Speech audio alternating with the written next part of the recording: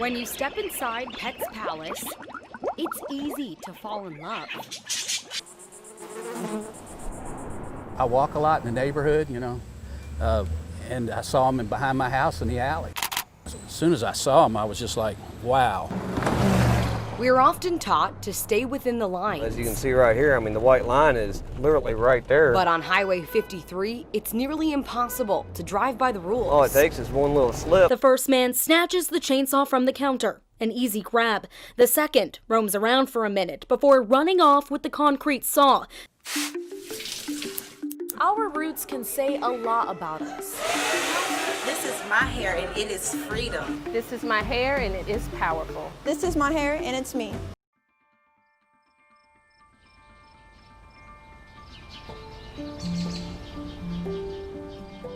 The peace and quiet in Henry County can be deceiving. When you step inside Pet's Palace, it's easy to fall in love. Owner Jay Hawker-Smith knows the feeling all too well. I started working at Pet's Palace in 1969. I purchased the business in 1979. It has literally been my whole life. But as he stepped into his shop last Friday, his breath was taken away. About 50 of his lovebirds, similar to these, were stolen. You feel, so violated. You worry so much about the animals that have been taken. And that wasn't his only worry. We were very concerned that the thieves might come back and visit us again. So they were preparing to add extra security to their property when the thieves struck again. But too little, too late. The second, loss of birds had already happened. Just a few days later, a total of more than 150 lovebirds gone. Of course, you're just heartbroken. You're upset. You're mad, you're angry. With no trace of where they may be, it's another heartache added to Jay's long list. All of our puppies were stolen. We've had a lot of other birds stolen. We used to have a flock of peacocks. They got taken from our barnyard. In the spring, we had a little miniature pig stolen. We did get him back. But these two burglaries, just days apart, hit home the hardest. But this is the biggest loss we've ever suffered. Given their name for a reason, they're a very gregarious little bird. They enjoy company of other lovebirds. Jay expects the thief to be an expert because they cost more than a pretty penny. This was an unusual variety of lovebirds. They are absolutely blue, very beautiful birds. While the palace still serves as a love nest for other animals, he hopes this flock will return home. In many ways, this is just simply an irreplaceable loss. Yeah, I guess everybody likes a good mystery, don't they? it's fun. It entertains your brain a little bit. The good part is thinking that I may get this back to the family. Now, family and time, that's all we really got here on this planet. And this is an important piece of that for somebody's family. I walk a lot in the neighborhood, and I saw them behind my house in the alley. As soon as I saw them, I was just like, wow. That's just like an important piece of somebody's family history that's just going to be ruined out there. I can't imagine these not being important to somebody. Well, yeah, I took the back off the frame here and saw that it was made, there was imprinted on the photo paper, was made at the Heath Studios in Louisville, Kentucky. And it doesn't exist anymore, but at least I know it's a local portrait, so it's probably a local family. The fashions of the time, I think, are pretty interesting. Her dress, down here, all those frills and everything. I could not see somebody wearing that nowadays. And the Coast Guard, the old Coast Guard uniform is pretty special too. There were families that would die to have this connection to their past, and it was just going to be lost. If you know who it is, I'd love to reunite it with you. If not, it's going to be hanging in my basement, and I'll be looking at it. Let it be somebody else's problem when I pass on. We're often taught to stay within the lines. As you can see right here, the white line is literally right there. But on Highway 53, it's nearly impossible to drive by the rules. All it takes is one little slip. Barely inches from a disaster. As soon as you catch the edge of that road, you're off in the ditch. People in Shelbyville are sick and tired of the uncertainty. When I look at this stretch in particular, I see a failure. The roadway is in complete disrepair. It's not wide enough.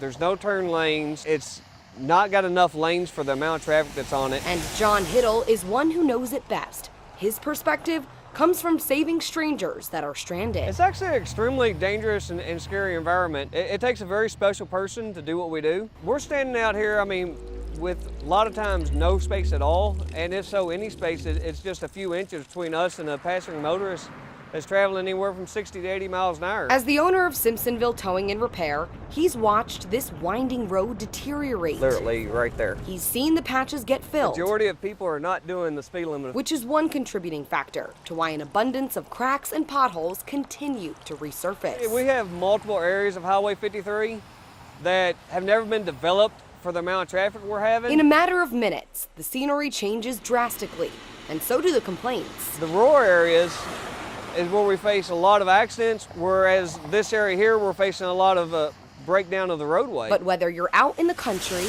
or near new booming businesses, everyone's asking for the same thing: space. Also, widening the roadway and having the shoulder space for us to work so that if you do have a vehicle malfunction and need us, it would make it safer for us. Because right now, we have no room to even work to clear your vehicle from the roadway.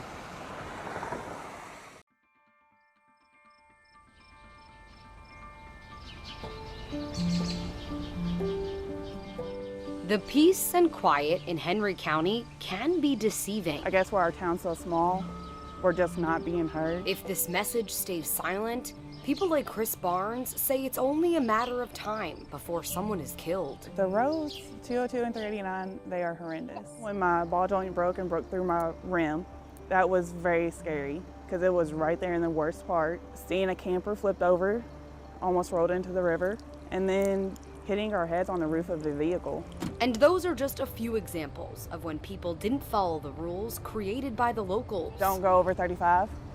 35 is the absolute max. Drive on the opposite side of the road.